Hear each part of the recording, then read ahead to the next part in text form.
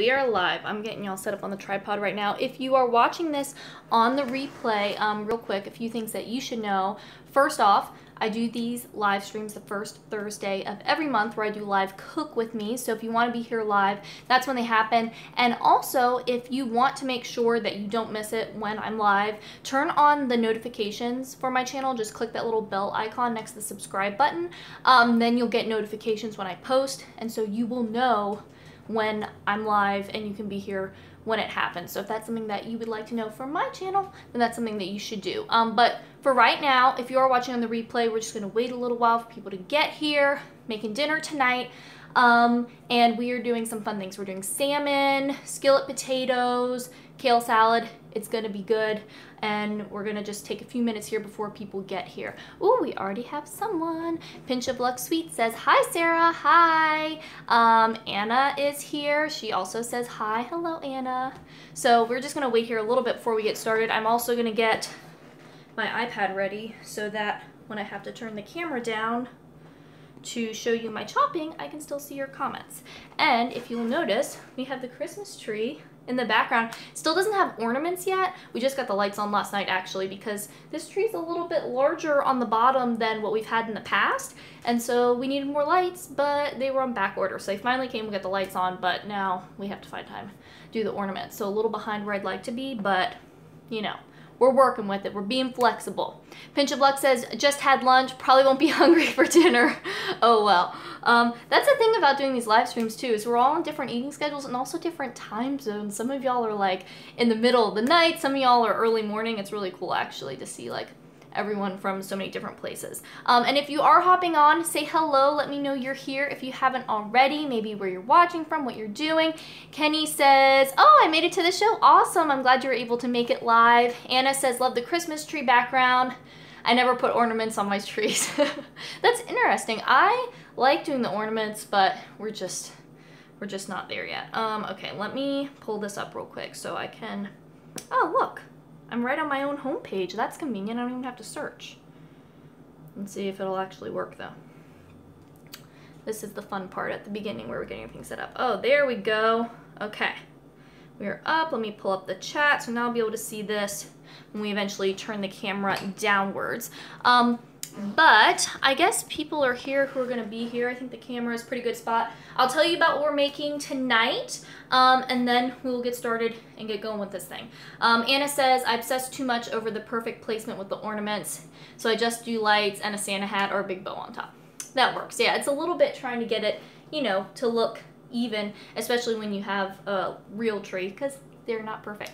Okay, so what we are making for dinner tonight, we're doing 3 different things to round out this meal, which is kind of fun because a lot of the meals I do on here are kind of like one pot or not a lot of different components, so this one will be a little bit different. So we are doing some salmon.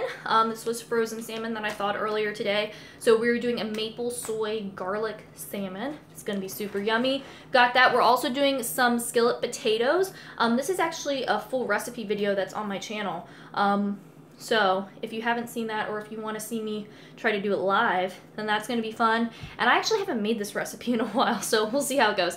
And then also we are doing a massaged kale salad. So this kale salad is like one of my go-to veggie sides, so I think that would be good too for y'all to see how we do that. And it's easy and it's tasty. It's just a good thing to have in your back pocket as far as recipes go. And I saw a few comments come in when I was explaining. Butterfly Planner says, hi, hello, Butterfly Planner. And At the Speed of Life says, I traded channel for comments. I'm working on videos while watching you here in Arizona. So if y'all don't know, At the Speed of Life and Pinch of Luck, same person. You might be able to tell by the thumbnail picture there. Okay, so we'll get started on things. The big thing is trying to time this because the salmon isn't going to take very long to cook. So I think we'll start off with cutting up the potatoes.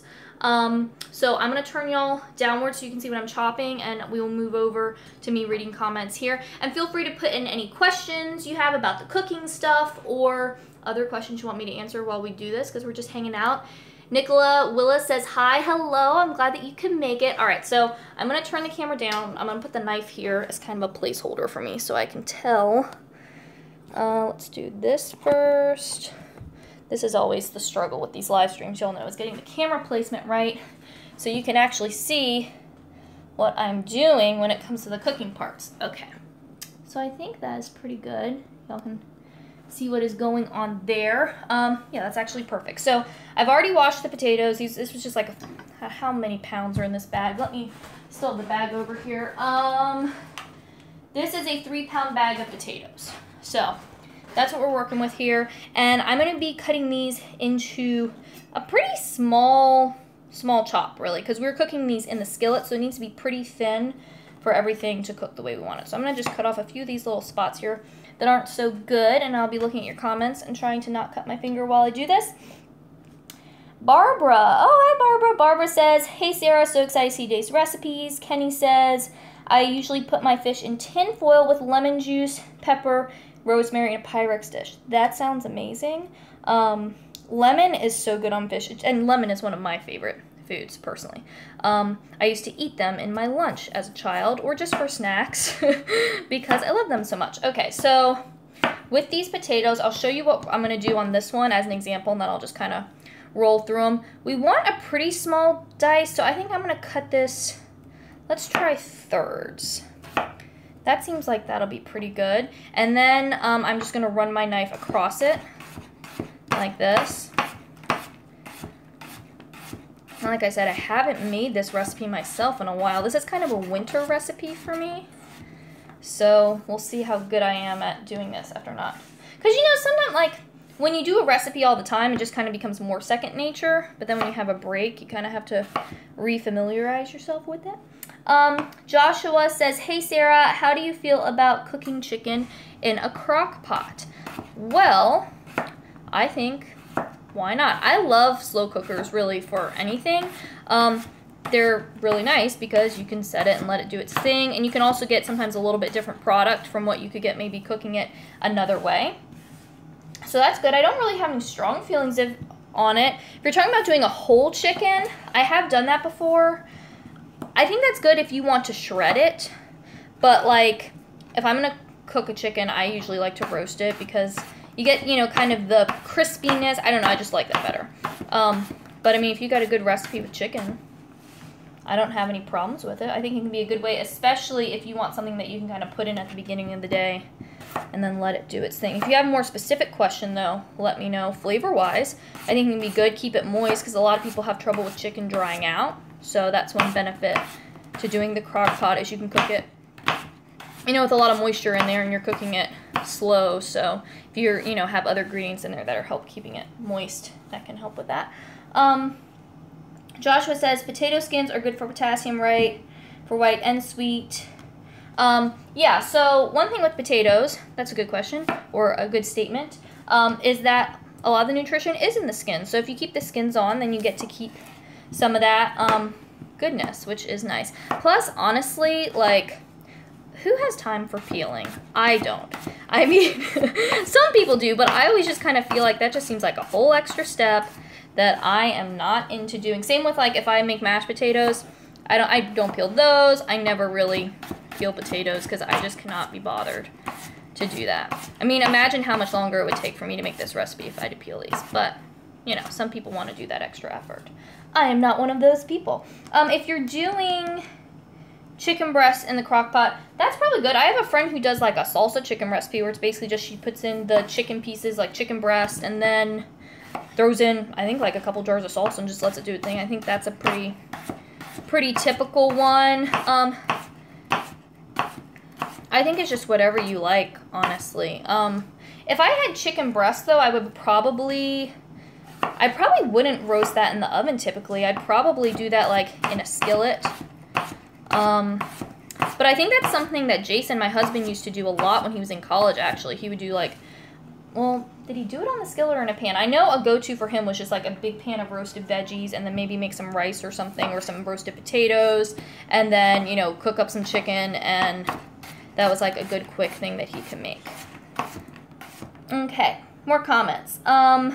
Natalie says that they love doing chicken fajitas in the crock pot. Yeah, that can be a good thing. I did, not chicken, but I did a pulled pork here a couple days ago. I actually tried to post about it on my Instagram stories, and it would not post. I tried to post it probably like 5 times throughout the day, and it just wouldn't. Other things posted, but not that. So I don't know what that was about, but, you know, that's just how it wants to be. That's a problem I find, is just sometimes it glitches out, and I'm like, what is going on? I'd be interested to know for y'all in the comments, too, as speaking of Instagram and Snapchat, which do y'all use more? Which do you prefer? Instagram stories, Snapchat stories? I kind of post on both right now, but the way I post on them is different.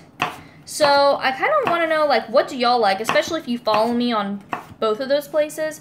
What are you interested in? Right now, for me, Snapchat is more like personal stuff. So it's not necessarily all directly food and cooking related. You know, it's a lot of the cats. If you follow me there, then you know that, just because they do a ton of cute stuff. And obviously, I don't have a cat channel. My husband, Jason, has a cat channel. That's his thing.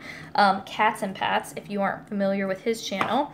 Very good if you have cats or are interested in learning more about having cats. But for me, I know that that's not like what people are coming to me for, is the cat content. So I put that on Snapchat.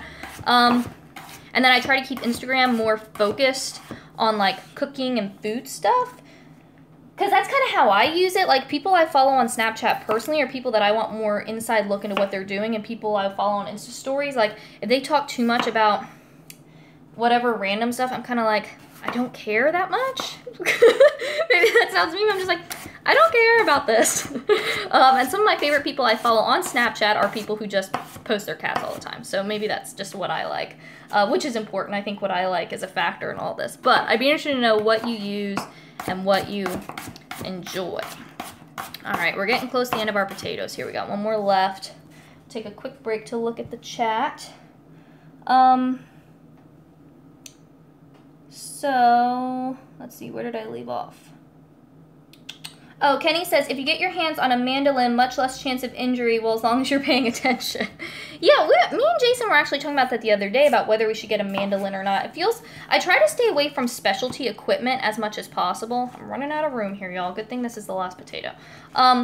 I try to stay away from specialty equipment just because I'm like, this is something that's going to take up more space in my life for this one specific task.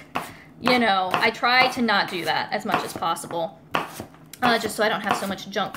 But a mandolin can be nice, especially when you need super even slices. If y'all aren't familiar with what a mandolin is, it's a kitchen tool that has a blade on it, and you can kind of adjust the height, and then you kind of drag food across, and it has a little grip thing that you like stick into the bottom of your potato or whatever, but you can get uniform slices. So it's really good if you're doing something like ratatouille or something where you want everything super even, or seeing people use it like for an apple tart or something where they're trying to get these uniform slices. And it's just, you know, it might be nicer for something like this where I'm live streaming so I don't cut my fingers off on a live video. But they can be nice, but I don't know if I would use it enough to justify it. That's what I'm not sure about. But if you love a mandolin, let me know how you use it. Okay, so the potatoes are cut up. I'm gonna rinse my hands real quick.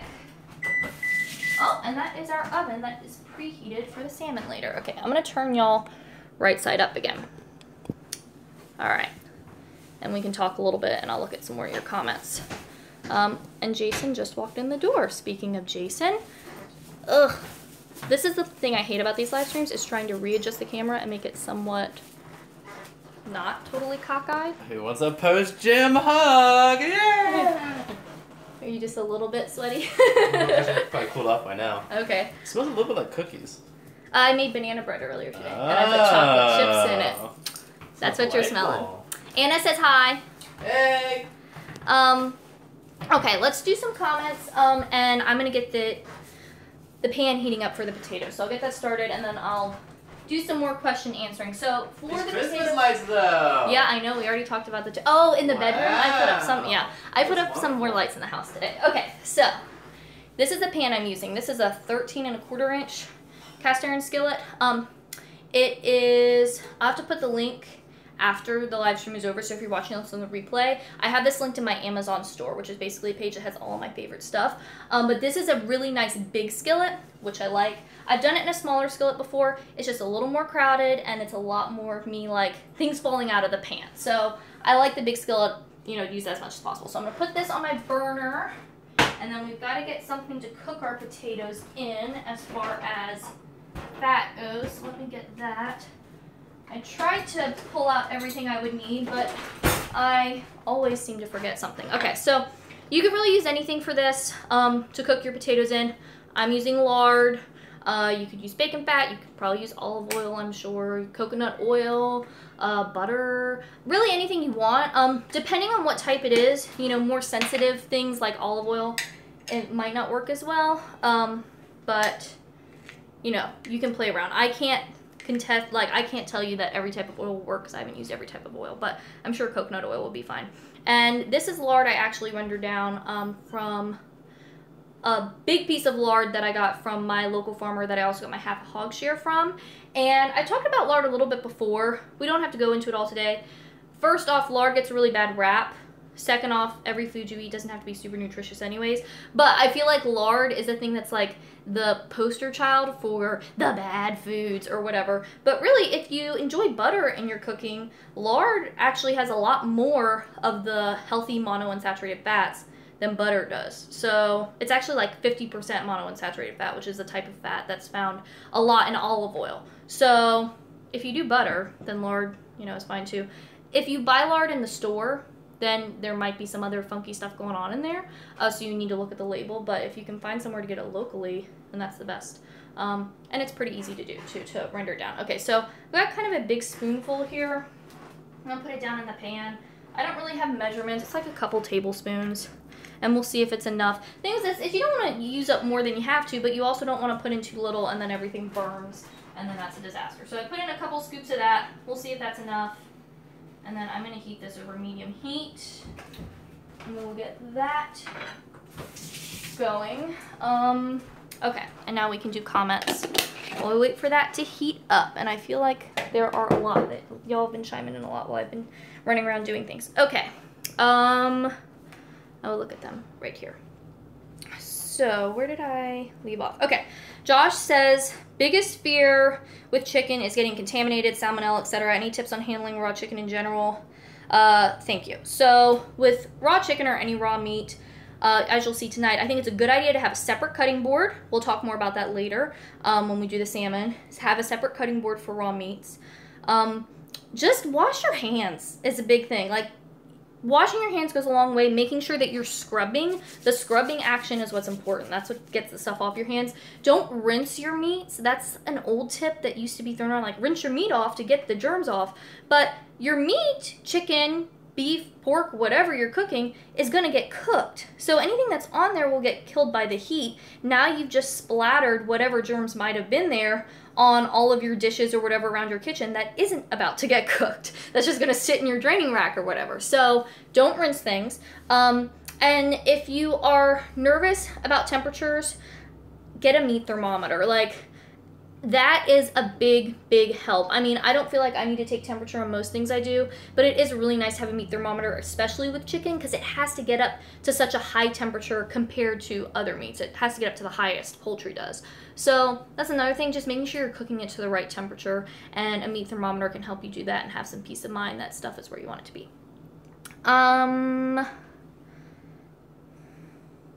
Okay, so the Instagram Snapchat question. We've got some of your responses on that. Speed of Life says, I stick to Instagram, rarely pop in on Snapchat. Kenny says neither, don't need more media. That is probably true for a lot of people. Facebook and YouTube, good enough for me. Yeah, I had to kind of do a little bit of that. I chose to give up a lot of my Facebook use because I was just like, I'm not having a lot of fun here, and it takes up too much time. So I completely understand that. Josh says, I'm a little more, or Joshua. I don't know if you like to be called Josh. I shouldn't have assumed that. Not everyone likes their name abbreviated. So I'll call you Joshua. Joshua says, I'm a little more active on Instagram. I follow you on both Insta and Snap. And Joshua subscribes to Cats and Pats. Good choice. Natalie says, I've been into Insta stories more lately. Haven't checked in Snap in a while. Okay. And Joshua says, makes sense the way you share stuff on Instagram and Snapchat. Okay, that's good to know, because sometimes I don't know if this stuff just makes sense to me, and everyone else is like, why are we seeing her cat so much? But I think they're super cute. And then Kenny also says, oh, talking about mandolins, you can find them with blades, so you can make zucchini noodles, potato noodles. I have a Vegetti, which is like a really cheap spiralizer for someone like me that doesn't really spiralize very often. So I like that because, I don't know, it was like between $10 and $20, I would say. I got it at the grocery store, and I don't make a lot of vegetable noodles, but if I want to, then it's there, and it's not like this huge... Again, I don't really like the specialized equipment, so it's very small, and it was cheap, so that seemed like a good one for me. Eagle Eye says, is olive or sunflower oil healthy or okay in cooking? Yeah, I mean, use whatever you like. Different oils can be good for different things. Something like coconut oil can do higher heat than something like olive oil. So if you're, sesame oil, I think is, I don't use sesame oil a lot, but I think that's one that can also withstand a little bit higher heat. So, you know, if you're doing a stir fry, you want an oil that can withstand higher heat, and it's just gonna be able to cook those things a little bit better, whereas olive oil maybe isn't gonna be as good for that. Same with butter, because it has some of those milk solids in there that can burn a little bit more quickly than maybe another. So depending on what you're cooking, for a lot of things it doesn't matter. If you're making a soup, I say use whatever you want to kind of start doing your veggies and stuff, but some things like stir frying, you might be like, okay, we need to make sure we're getting a high heat oil for that. Kenny says, I'm pretty sure I have the same curtains in the background.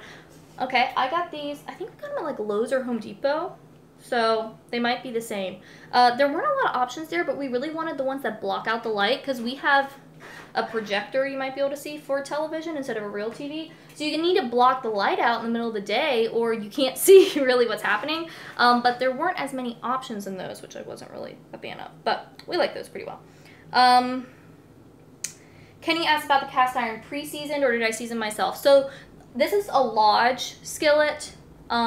They come pre-seasoned. I've also seasoned this one myself, but honestly, I don't do a very good job of taking care of my cast iron. Confession time. I just don't. I try to, but then, I don't know, I'm not great at it. So I need to re-season them with some of the lard I have actually, or coconut oil or something. I just haven't gotten around to it, but I need to give them like a good, some TLC. They need that.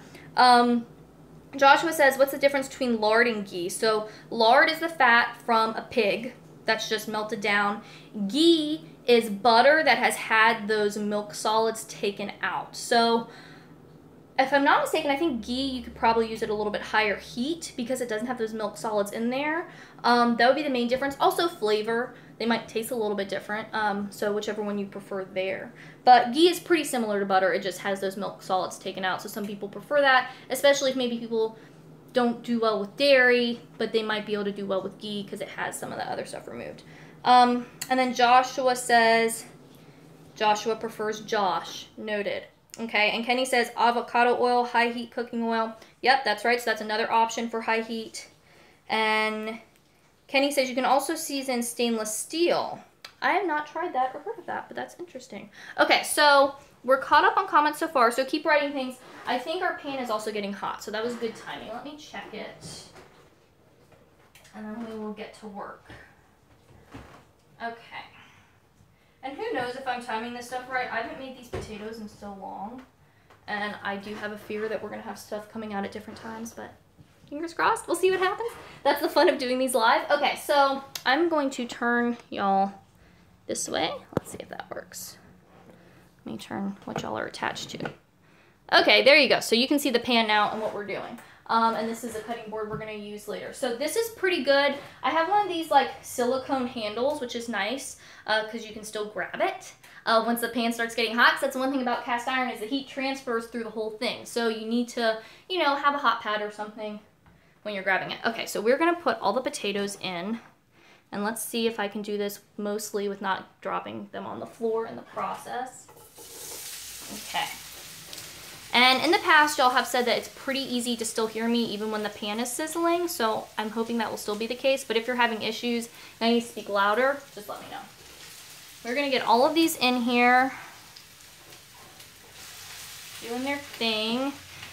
And then once these are in, we're also gonna season them up a little bit because potatoes on their own are fine, but we can jazz it up a little bit with a few spices. And like I said, this pan is so big, so it's really nice to be able to fit all of that in there. Okay. Kenny asks, is that salmon Atlantic, Pacific, farm raised? It is wild Alaskan, I'm pretty sure. Yeah, because with wild salmon, that's another topic that's good to talk about. Wild salmon typically has more of those healthy omega-3 fats that people always talk about salmon being so great for, whereas farm raised, they're not eating the same diet that the wild salmon is. And so they're nutritionally different, just like we are what we eat, they are what they eat. So you want to try to go for wild. And the thing is with fish, I feel like there's a lot of things like that you can do as far as purchasing to get ones that are more responsibly made or harvested or grown or whatever. There's all these options, but a lot of times the packaging doesn't have it very clearly. Like, I'll look at some things like, oh, look for this, look for that. I'm like, okay, well, no packaging says this, that, or the other. So how are you supposed to know? So that's a little bit of a frustration for me when I'm in the grocery store, at least. So I feel like it's got to be for other people too. Okay, potatoes are in. Before they start cooking too much, we're going to season them up. So first thing is salt.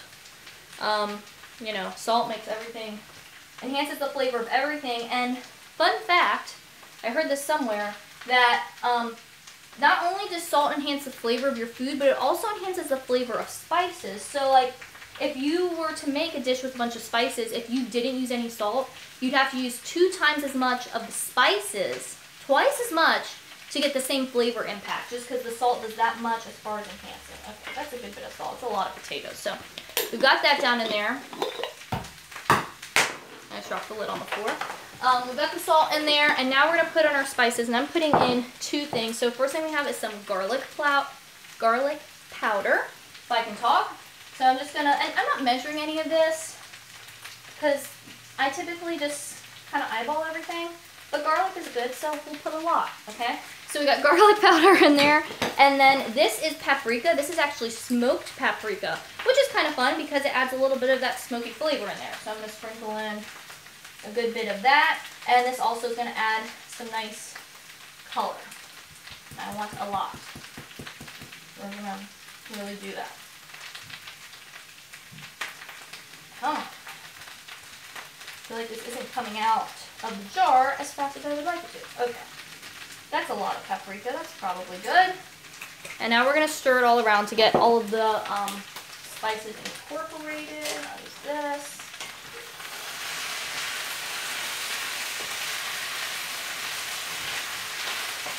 Get that all mixed in. And this is another reason why the big pan is nice for this mixing, because with the small one, it is a lot of work to keep it from flying out of the pan. Okay.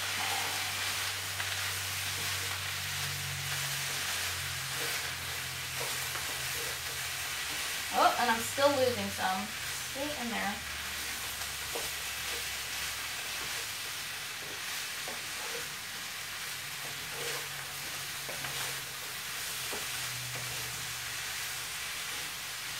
Okay, so that's pretty well mixed up. I'll leave that like that, and then we're just going to turn it every so often, and hopefully I don't get distracted and burn it because I'm talking to y'all. Okay, let me turn it back this way. I see we've got a few more comments. Nicola says, I'm in the middle of cooking apple crumble. Apples are everywhere. That sounds delicious. Butterfly Planner says, salt makes your tongue more receptive to flavor, kind of like opens the taste buds up, more receptive. Yeah, that makes sense. Also, if y'all don't know, Butterfly Planner is one of my friends, and she makes planner videos, as you might be able to guess from the name of her channel. So if that's your sort of thing, if you like planner videos, if you want to see, you know, how she organizes her planner, different sticker packs and different things that she likes. She also has her own business where she makes stickers. So if that's your sort of thing, you should definitely go check her out and see what she's doing, because I think it's pretty cool. Okay. Nicola says, is there a best time to add salt to cooking? I suppose it depends. Good question. Let's start working on the salmon, and we will talk about salt as we do that. So what do I want to do? I'm going to turn y'all facing downwards again. All right, that seems pretty good, I think.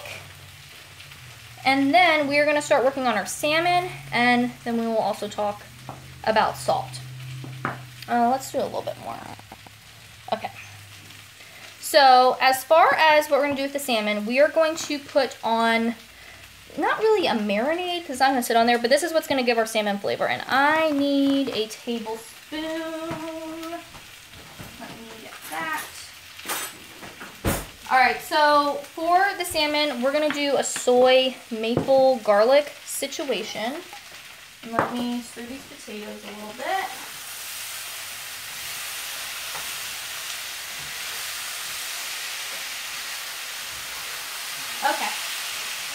Thank you for your patience. All right, so I'll tell you what's in this and then we'll talk salt. So we're gonna do, really it's just equal parts maple and soy sauce. So depending on how much fish you're doing, you can just kind of update it. I think 1 tablespoon of each will probably be fine for this. And if we need more, we can make more. Because the thing with this is you want to put it on the fish, you know, so it adds flavor. But if you have too much, it can start to pool on the pan, and then the maple syrup, all that sugar starts to burn in the oven, and that's not fun time. Then the smoke detector's going off, and there we go. Okay, so equal parts soy sauce and maple. And then we're going to add in some garlic. So I've got my garlic here. I'm doing like 4 cloves. I don't know. I like garlic. That seemed like a good amount, so that's what we're doing. And while I use my garlic press to do that, we can talk about salt. So the thing with salt, when you're cooking, you really want to salt your food in layers, and you don't want to just add the salt at the end. And the reason for that is when you salt food just at the end of cooking, what can happen is you just kind of are adding saltiness to the food, as opposed to when you use the salt throughout your cooking. It actually helps to really enhance the flavors, and it has a different effect. So instead of just making stuff salty, it really plays a role in just the overall flavors of the dish and making all that stuff taste good and come together.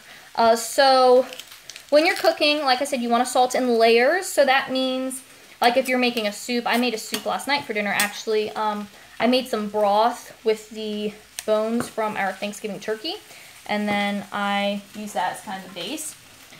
When I made that, I started off with onions. Add a little salt with the onions. Then I threw in some garlic, and then I threw in carrots. Add a little bit of salt with the carrots. Let those cook. Then I put in the celery, add a little bit of salt with the celery. So you're kind of doing that with each thing instead of putting like all the salt at the beginning or all of the salt at the end. And so that helps enhance the flavors of each thing as it's going in.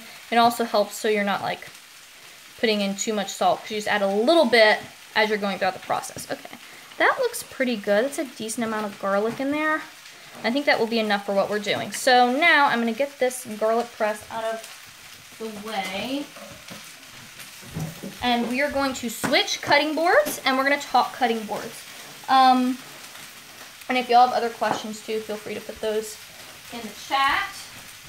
Okay, so this is our veggie cutting board. Someone asked earlier about, you know, tips for cooking with meats, chicken specifically, and keeping stuff sanitary. So this is my kind of big main cutting board.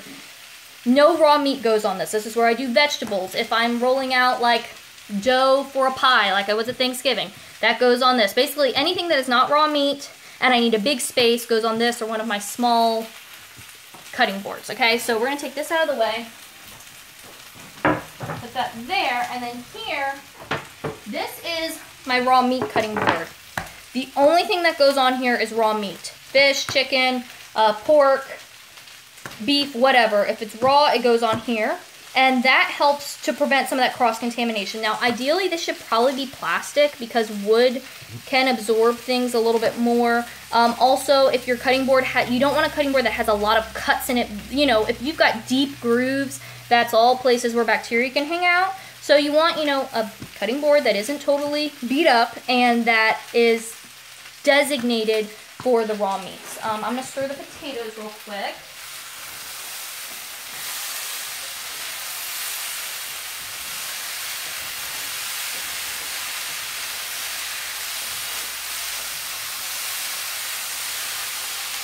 Okay, those are in there, and I need scissors and paper towels. Oh, okay, so we're going to work on our salmon now. I'm still here, I promise. Nicola says that's useful, thank you. I'm glad that was helpful with the salt thing. That's something that I learned from one of my friends in school, actually, who had gone to culinary school, and I was like, that makes a lot of sense, and it's kind of stuck with me ever since as a really good tip. Okay, so we've got the salmon. Now you could do this with, you know, a big fillet of salmon. It just, at the grocery store, they had these pre-packed ones, I mean, you're getting a lot of plastic here, which isn't my favorite, but it can be nice if you just need a single portion. So, you know, pick what is going to best suit your needs or what's available at your store. But this is wild Alaskan salmon, and this was frozen, and I thawed it earlier today. So the first thing I'm going to do is get these out of its packaging and toss that in the trash can next to me. And our trash needs to be taken out, so this is good. I hate it when, like, we just, well, I should say Jason, not we, because I never take out the trash. That's one of his jobs in our house. When Jason has, like, just taken out the trash, and then I cook fish, and then it just makes the trash stink, and then we have to take it out again. So if I can time this right, like I did this time, then it's nice. So getting this all out of here, and as you can see, there's quite a bit of liquid hanging around here. That's going to be the next thing we take care of, because especially with, you know, thawed fish, this can be an issue because it was frozen, and so there can be a lot of, like, liquid remaining, and we don't really want that, all that extra water in there. So the next thing we're going to do, after we lay this out on our meat-only cutting board, raw meat, so that's another thing. After this gets cooked, like if I need to cut up a chicken after it's been cooked, a whole chicken, it's not going on this cutting board because it's not raw anymore. It's going on that big one. Again, because then it's, you know, not going to contaminate everything. So I just got some paper towels here, and there's a ton of moisture in this fish, so I'm just going in, trying to pat it off and get it all out of there. Okay, Kenny says, plastic for meats and for veggies or whatever else, I use my wooden one from Deep South Homestead. That seems like a good system. Phoebe says, how much did you pay for the portion of salmon? Very curious. So this was a package of several of these things. So it was these, there's 2 more of these down in the freezer that I didn't need for dinner tonight. So it was the 6 of those. I don't know the overall weight that was in the bag, but I want to say it was like 20 bucks, or was that the per pound price? It was around $20 or $25. If memory serves. Yeah, I'm pretty sure that's what it is. That's the other thing too, is like looking at comparing. Sometimes I just get too in my head with all that stuff, like in the grocery store.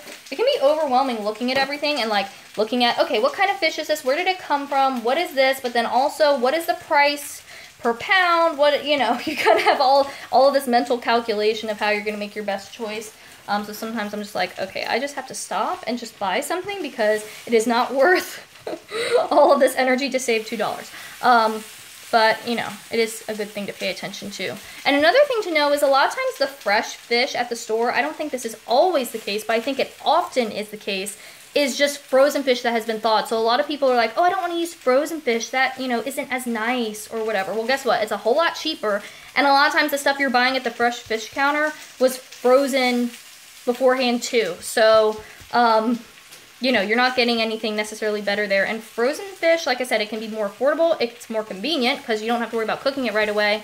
And, yeah, it's just a nice thing to turn to, and there's nothing wrong with it. Okay, so we've got all the moisture out of there. I'm going to rinse off my hands real quick. Again, washing hands, important to prevent cross-contamination with stuff like this. And we'll rub-a-dub-dub. And honestly, if I wasn't doing a live stream, I probably would wash my hands longer than that. But that's what we're working with. I'm also stirring the potatoes.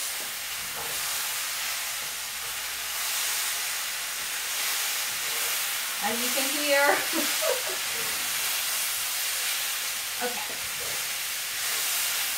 So those are going. So now we have our fish here. The next thing is to put on our little marinade thing. Kenny says, not bad, out in Colorado, it's $5 per piece like that.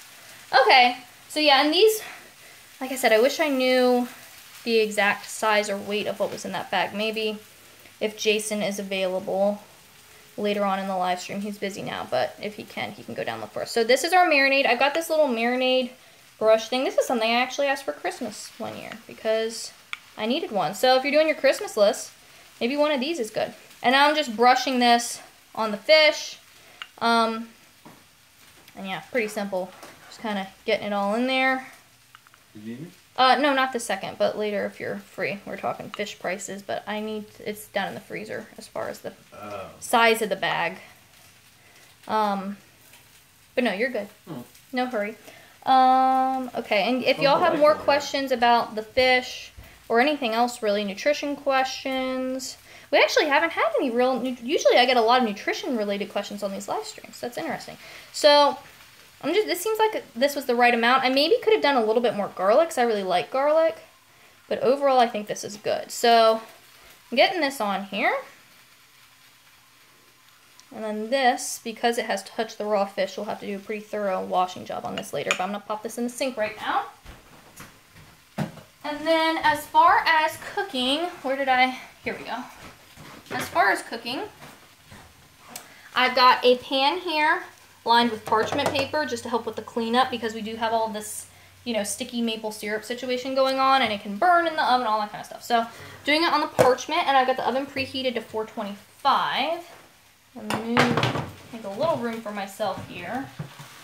Okay, and we're going to take these and put them on the pan. And I also could have put them on there before I put the marinade on.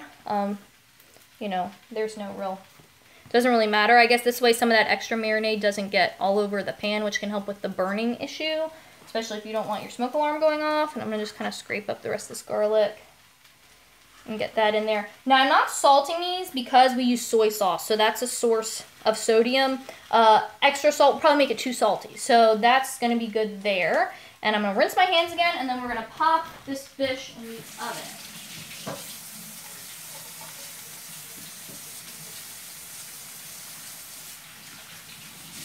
Okay, so I will turn y'all up facing the right way up again. Oh, hello. There we go.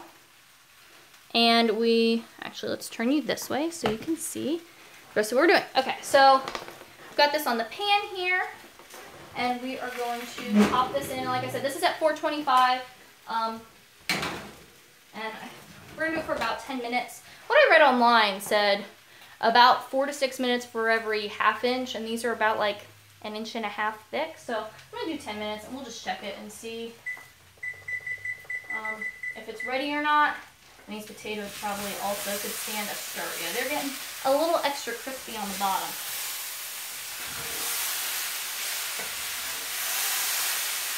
Okay.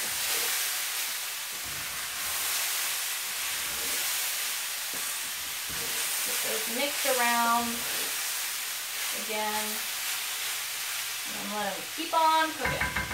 And I like this skillet potato recipe for times when my oven is occupied doing other things. A lot of times with potatoes, I do roasted potatoes in the oven, which is my all-time favorite. I love that. But, we got the fish doing its thing. So we can't also have the potatoes in there if we want things to come out at somewhat the same time. So that's the reason for that. I'm going to take these scissors and this cutting board, which I'll just grab the edges of. Pop these in the sink and get those out of our way. There we go. Oh, I'm going to need that sink later.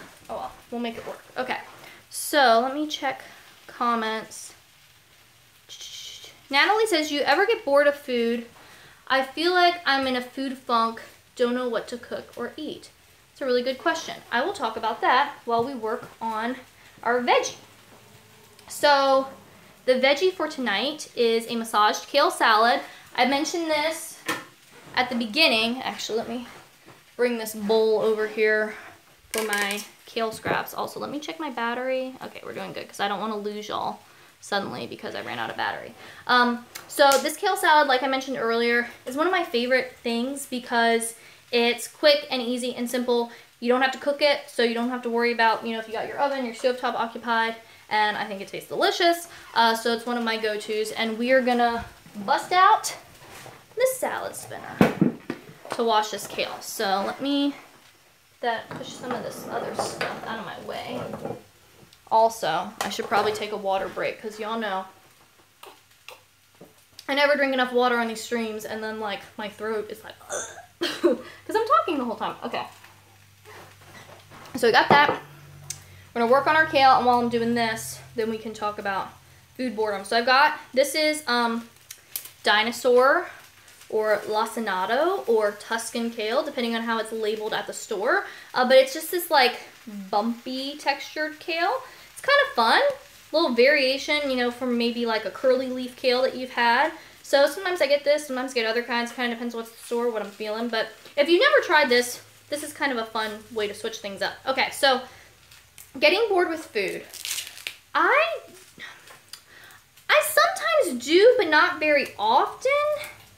And I think there's a couple reasons for that. First, I'm not the type of person who like doesn't like leftovers, for example. In fact, Jason and I have leftovers for lunch just about every day because I'm just cooking for the two of us. It's a good way for just us to, for me to make a meal that would serve 4 to 6 people, and then lunch is just, you know, leftovers of that. Now, if there were more of us, then that might not work. We might come with a different plan, but right now that works really well. So I know some people absolutely hate leftovers and like, no, not happening. I'm like, I don't understand you. I love leftovers. So I think that's part of a reason. I just don't mind eating the same thing a couple times. Also, I don't get bored so much, and I think it's because I do change things up. A lot of it has to do with the season. I know some people kind of eat the same thing all year round, no matter what the weather's like.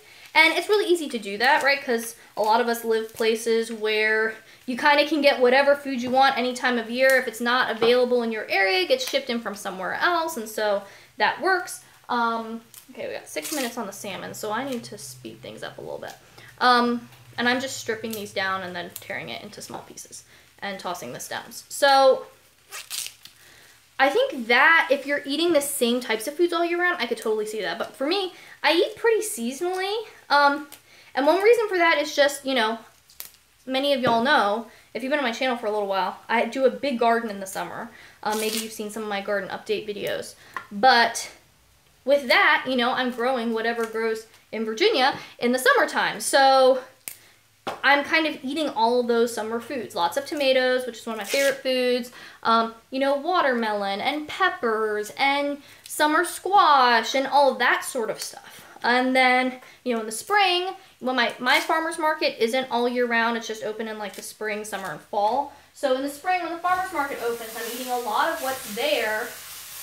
Leafy green vegetables, you know, lettuces, radishes, things like that grow in the springtime, strawberries. So I think that helps because, you know, even with something like tomatoes, that is one of, if not my top favorite food, even by the end of the summer, I'm kind of like, I'm going over tomatoes, you know, like, they're good, but I've eaten a lot of tomatoes over the course of the summer, and they're just not that interesting anymore. So, but then by the time, you know, the next summer comes around, like, oh my goodness, I can't wait for those next tomatoes. And yes, you can get tomatoes in the winter, but they just don't taste quite as good. And so I don't even bother with it because I just don't think they taste like a tomato, really. You know, after you've had a fresh from the garden tomato, stuff at the grocery store, it just doesn't taste as good. So I think that helps. And I think too, if you feel like you're getting bored of food, sometimes there are times when I'm meal planning, I'm just like, we have the same stuff all the time. I'm in a food rut. I've talked about this before. I feel like food ruts can be good because it's kind of that routine of like, we're kind of making similar stuff. You know, I don't have to think about it too much. That can be good, especially if you're in a period where you're super busy. And so that kind of helps you be on autopilot a little bit. All right, these, they're almost there, but not quite. Okay. Keeping with the kale. It kind of helps you be on autopilot a little bit. And yeah, so sometimes I like that. But sometimes I get in food ruts. I'm like, we're in the same stuff all the time. So when that happens, what I do is I look at what other people are doing. Honestly, people I follow on Instagram. Might pull out a couple of my cookbooks. Because I don't cook from cookbooks a ton. But sometimes it's really helpful to just flip through and be like, oh, I could make this soup. That would be good. Or I haven't made a meal like that. Another thing I do is flip through my old meal plans. So if you haven't seen it, I have a video on how I do meal planning, and I have a video on coming up with dinner ideas. Those might be good ones for you to watch. But with my meal planning, because I do it in one notebook and I just flip the page every week to the next week, and I just keep it on the bookshelf in my kitchen, that means if I don't have inspiration, I can just go back flip through a few weeks. I can flip back a year because I've just been doing it in that same notebook and just flipping the pages each week. And say, what were we having? I might be like, oh, I forgot about that, or that'd be a good idea. So that's another place to get inspiration. All those places help me, you know, get out of that food rut boredom stuff when it does happen. And also, if you're cooking for people besides yourself, ask them. Sometimes I ask Jason, I'm like, what is something that you would like to have that we've not been having? Because maybe he has some preference or craving for something that I just don't know about, and then that can help with that too. Just to kind of get my creative juices flowing a little bit more. Okay, I talked about that a long time. I gotta scroll up a little bit.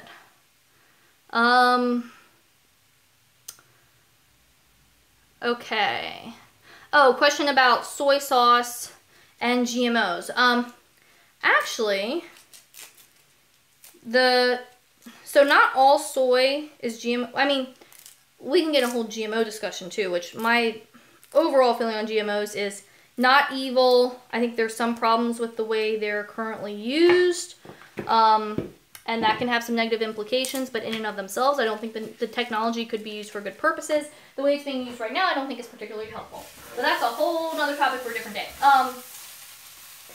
So same with corn. A lot of people think like all corn is GMO. It's really just feed corn that is GMO. Now soy is a little bit different, because there aren't, you know, as many varieties. But if you're worried about that and you don't want GMO for some reason, you know, organic foods as part of the definition of like things that are labeled USDA organic, they can't be GMO.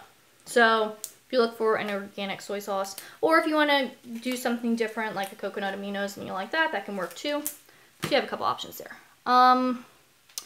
Nita says, hi, sweetie. Just got here because I started a new job. We'll go see the game once it's posted. Hi, Nita. I'm glad you're here. I always enjoy reading your comments. And congrats on the new job. That's exciting. BB says, does your salmon in the oven get a good sear compared to using cast iron pan for cooking? Sorry, I'm new to cooking, but I'm trying to learn about everything and food techniques. So it doesn't really get seared in the oven. The way it would in a skillet. So if you want like the skin to be really crispy, if you like crispy salmon skin and you want to eat that, then doing it in a skillet would be better. I wouldn't flip the top of it down though, because fish is flaky, it could like start to stick and pull apart. Anytime I've cooked fish in a skillet, I've always just kind of seared the bottom in the cast iron and then transferred that whole thing into the oven to finish cooking, because you can't flip it like you might like a chicken breast or something. And this is saying this is done.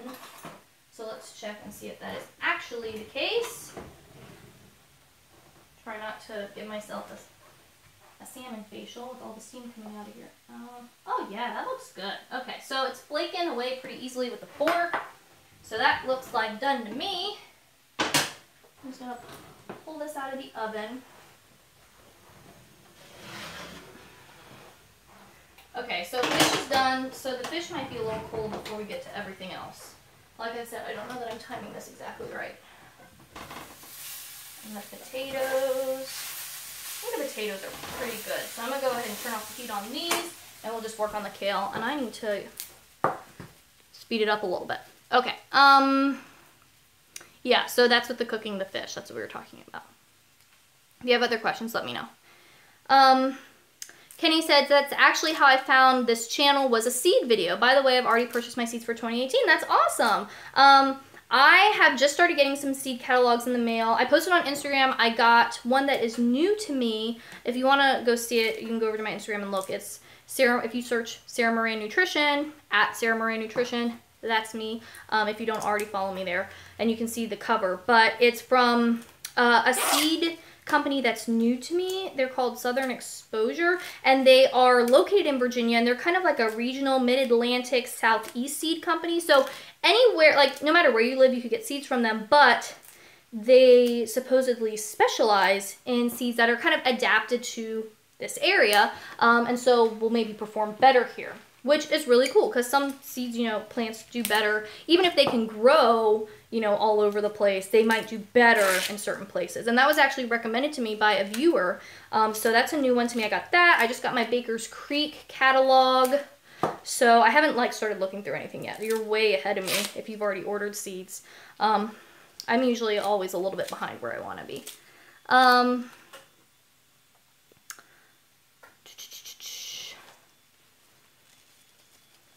Yeah, so, you know, individuals can't grow like GMO corn. You have to get it from, sorry.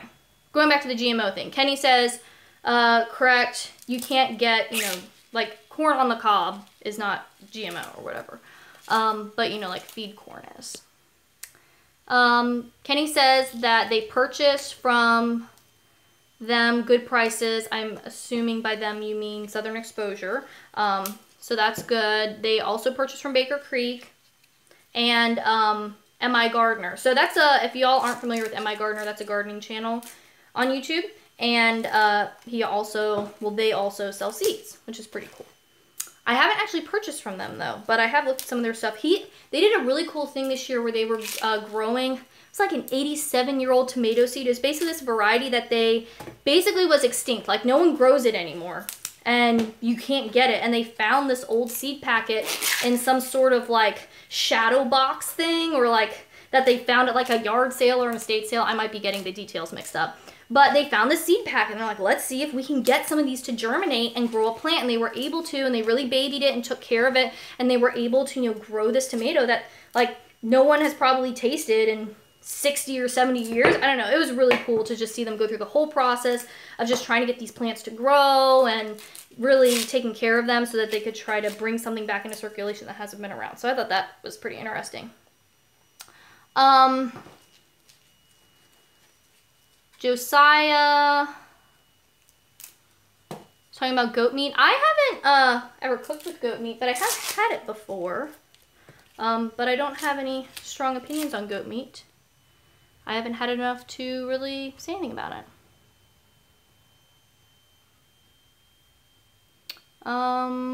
Sorry guys, I'm trying to keep my comments straight. I feel like I'm touching the screen, but nothing's happening. Let me try on the iPad.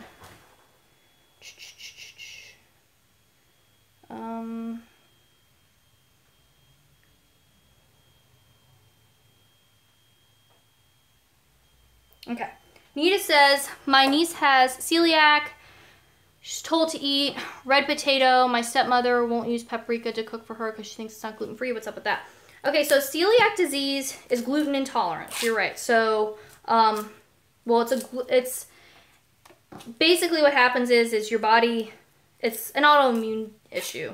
Your body, for whatever reason, sees the gluten and then it starts kind of going haywire and starts attacking the lining of your intestines, which means you can't digest and absorb your food as well. It can lead to like malnutrition, a lot of GI distress, all that sort of thing. So as far as what contains gluten, barley, wheat, rye, and triticale, which isn't something that, you know, triticale isn't something you really find. It's more something that's grown like by farmers for feed and stuff.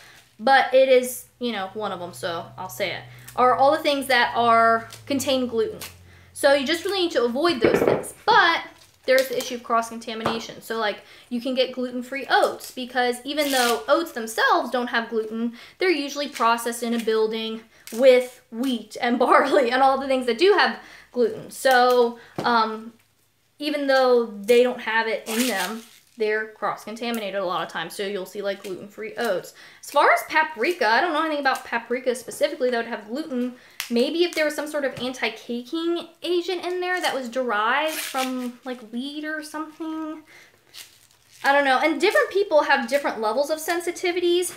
But with celiac disease, I mean, you got to keep stuff really separate. Like separate toast if you have people in the house who are eating gluten, or if like in a restaurant or something. Separate toasters, separate cutting boards, separate knives. All that kind of stuff, because the littlest bit of cross-contamination can cause a big issue. And some people just keep their whole house gluten-free for that reason, which obviously makes things, in a way, a lot easier and a lot less risk for cross-contamination if it's just not coming in the door. But paprika, I don't know anything else specifically. I know it is a big issue with a lot of foods, like food products where it's not clear. You know, people end up calling companies and trying to figure stuff out, blah, blah, blah, blah. That's a whole thing. But as far as spices, I don't know anything specifically about that, so I'm sorry I can't help you more about whether that's typically an issue or not. But I would look at some resources for, you know, people with celiac disease and see what you can find. That's a good thing with the internet now, is that all of these things that people, you know, were rare, and you might not know anyone that has the same condition you do. There's so many forums and discussion boards and everything now where people share like, oh, you know, this brand is this brand is that, or we tried this, it didn't work for us. So that's also helpful too. So she might want to look at some of that stuff as well. All right, so we're stripping down the kale. I'm gonna give these potatoes another zhuzh, even though the burner is off, because with the cast iron, the pan is still really holding that heat. So we're still doing kale, y'all. Chicken, oh, let's see. Oh, Anna says the caking agents. Yeah, is an issue. Maybe that's the issue. Chicken Legs Production says that the party has arrived. I've never seen a comment from them before. So this is that's another thing I love about live streams, is I see comments from people who don't normally comment on videos, because there's so many out there. So many of you out there that are silent in the comments a lot of times. But if you're on a live stream, maybe you say something. And then I guess there are also people who are watching this live stream right now who aren't commenting on here either. And I don't know anything about you. Which is, I think, cool, but also I'm like, I want to know who's watching, who you are, and what's going on. Because there's probably some of you out there that like watch my videos a lot, and I've never seen your name or your profile picture before. If you're just coming on, we are making a few things. I have skillet potatoes over here. Those are finished. Made a maple, soy, garlic, salmon situation. That's done and getting cold, honestly, because I didn't time this well. And I'm also running my mouth and cooking at the same time, which always is slower than if I wasn't live streaming, obviously. But we're almost done with the kale. Chicken Leg Productions, you know how to make chicken nuggets like from McDonald's. I've actually never tried to make chicken nuggets. That's the thing that I feel like some people like to do. Chicken nuggets, I could take them or leave them. I'm not worried about it, so it's not ever something I've tried to make. But if you wanted to make them yourself at home, you could. Then, of course, you can always get frozen ones, which would probably save you a lot of time. That's the thing with a lot of those food projects, too. It depends on, like, how much is your time worth and how much is the homemade version going to compare to, like, stuff that's already really good out there. And do you enjoy, like, the process? Like, I make a lot of things that, like, I could buy probably, or I have in the past, but it's like, oh, this is fun, I want to do it, or I feel like the homemade version is going to be considerably different from what I could get at the store, as far as maybe quality ingredients, or flavor, or things like that. But sometimes it's just like, store-made version is better, or easier, or good enough, and easier. All right, so we've got all the kale done, and now we're just going to rinse this off. So I will give this, I'm washing this in my salad spinner. And y'all can watch the potatoes and the salmon sit there while I wash this.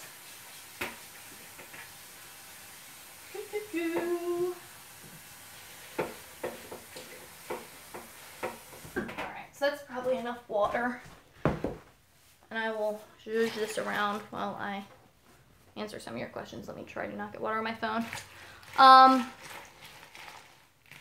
And okay, Nita says, how are the kitties and Jason? What ethnic foods have you tried making? Kitties and Jason are doing well. The cats are very happy with the Christmas tree. If you haven't seen, the Christmas tree is all lit up. And the kitties, really, especially Porngy, Big Orange, also known as Porngy, because all of our cats have nicknames. She really, really likes the Christmas tree. Like, she loves laying under it. I feel like she hasn't been doing as much this year. I think we need to get, we don't have a tree skirt, and I think if we had that, they would like it. Because you know cats, like, if you have a towel down on the floor or a shirt or something, they're, like, on it. So I think if we had a tree skirt, she would like that. She also really likes when the presents come out because she likes to rip bows off of packages.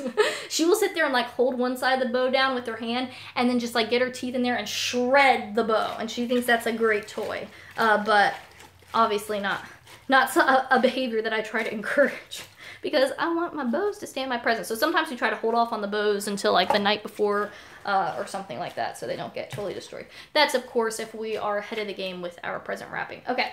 I have rinsed this kale off. I'm going to run away real quick and just get it strained out in the sink. So I will be back in a couple seconds.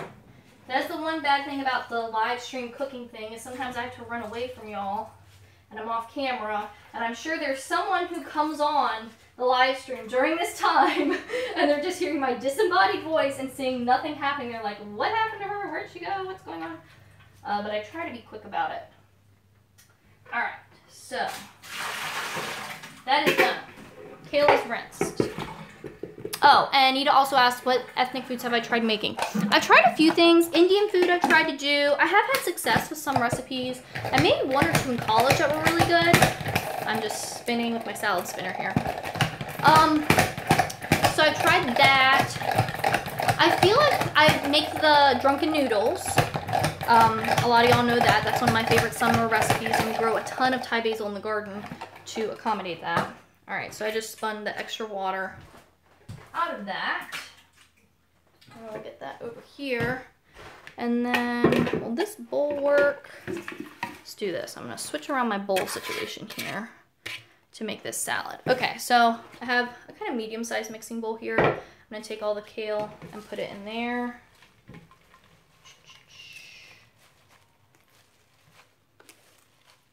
All right, that's going in.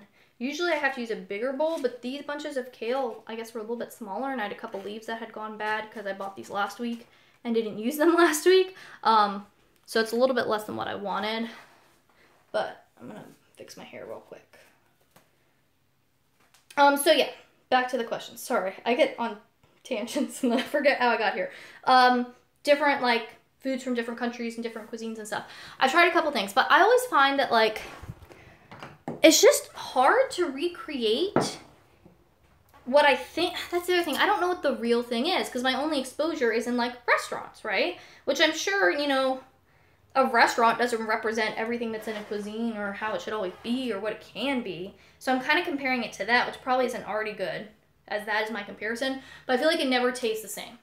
I try to get cookbooks that are more authentic to the actual cuisine as opposed to like the easy version or the American version or whatever, because I'm like, no, I want it to taste like that. I don't want it to taste kind of like that, sort of, but not. So that has helped, but a lot of times I'm just like, you know what, I can't do this as well. That's why I love those Indian packaged meals.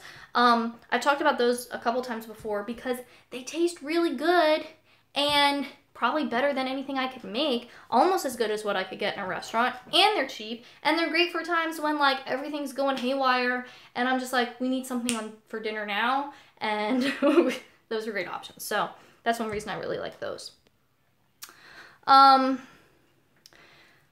What time should you be to taste the finished product? What time should you be able to taste the finished product? I'm hoping that we're gonna be done here soon, actually. We should be, if I get back to work and stop talking so much without doing any actual work. Okay, so we've got the kale in here. We're gonna put in some salt. Hillcross Farm, Kristen says, I have Italian and Greek down because my family is from Greece. See, that's good. Yeah, if you can get someone either from your family or someone you know who has more experience, salt's going in the bowl here, with that cuisine and really knows what they're doing, and you've like hit the jackpot because you got the real deal. Someone who actually knows what they're doing teaching you how to do it than trying to learn from a cookbook that may or may not actually represent the real thing. Okay, so we've got a lemon here. We're juicing that. Hillcross Farm, Kristen says, I hate American Greek food. Yuck. Yeah, see, that's the other thing. Is like sometimes you're having stuff at a restaurant and you're like, I don't know if this is even close to what it really should be like. The only way I guess to really know is to travel to those places, which is not always an option for various reasons for various people, but that is really, I guess, the best way to do it. Or like I said, next best would be to find someone who lives near you who is from that place or has been educated by someone who is from that place to get the real deal thing. Okay, so that's one half of the lemon, other half going in, and then what we're going to do is massage this kale. And that's just basically putting our hands in and turning it all around for a few minutes, and that gets all the flavors worked in and gets it all broken down. Okay, so we got our lemon juice in. It's pretty good, I think. Just get rid of those seeds. And let me rinse my hands. And I think, oh, I never turned the oven off. Wasting energy. Okay, I'm gonna turn y'all, let's come back this way. And I'll show you what I'm doing with the kale so you can see what's going on here. Let me face you downwards. And up. Maybe. I don't know. Let's see, is that where my hands are gonna kind of get in the way here? How is that? All right, I'll show you real quickly what I'm doing, but I probably won't keep it like this because I think my hands are gonna bump the camera. Okay, so I'm going in with my hands, and you're just doing this sort of thing to the kale, just massaging it, moving it all around, getting that salt and the lemon juice. You could use another acid, you know, apple cider vinegar, red wine vinegar, something like that too, if you don't like lemons, or you just want something different, or you don't have lemons, whatever. But the salt and the acid and, you know, the action, you actually massaging the kale, that helps break it down, make it softer, get rid of some of that toughness and bitterness that a lot of people don't like about kale. So with that said, I'm going to turn the camera back on me so I don't hit it with my lemony, salty hands. We'll turn back this way too with the other food in the background. Whoop. And we can chat some more. So I think we're all caught up on comments right now, but if you have any more questions, let me know. Speaking of catching up on comments, I need to go sit down on my computer and catch up on comments from past videos. I am behind on ones from the Tuesday video, which if you didn't see, a lot of y'all really seemed to like that video, which was exciting for me because I don't know, it's just like every video gets received differently. Sometimes it's a lot of negative, which isn't my favorite. Sometimes it's just kind of like, that's okay. But sometimes, you know, a lot of you are like, oh yeah, this was great. And so that's helpful for me to know what y'all like, but also to be like, yeah, it was good. I'm glad you liked it. So if you haven't seen Tuesday's video, it's about calorie counting. Definitely watch that when we're done here. Because a lot of people seem to be fans. So I think it's, I mean, I try to make them all good ones, but that seems to be one that a lot of people think is a good one. Oh, I need to plug in my phone. Jason, help me, help me. Crack, crack, crack, crack. I feel like my phone could crash any second. Oh, no. Okay. I don't want to lose y'all. Here, take that. I get that in. You do that. Give me this. All right. This is on? Is it better? Oh, yeah, it's going. Okay. Is it going? Yeah. All right. That was almost a disaster. Let's make sure we are getting juice. Okay, which means I need to pay more attention to that. Okay, Nita says that she's not a kale lover, but she can eat it cooked. Okay, so that's a good point. Sometimes the way you prepare something makes all the difference. You might not like a food one way, but you might like it another way. Okay, so this could go a little bit longer, but for the sake of ending the live stream without, you know, my phone just dying, I think we're gonna wrap it up here. Nita says Jason is the IT superhero. Yes, he saves me on these things a lot of times. He's a great assistant with these live streams to make sure I'm not totally a disaster. But so this is what we have. We have the skillet potatoes. I will bring some up so you can see the finished product. So we have the skillet potatoes. We put garlic powder, paprika, and salt on those. Delicious. We've got the salmon here, which has been out of the oven so long I can actually pick the pan up. So that had soy sauce, maple syrup, and garlic. So that is done. And then we have our kale salad, which has salt and lemon juice, and then after I get off here, I'm going to drizzle just a little bit of olive oil on and mix it around.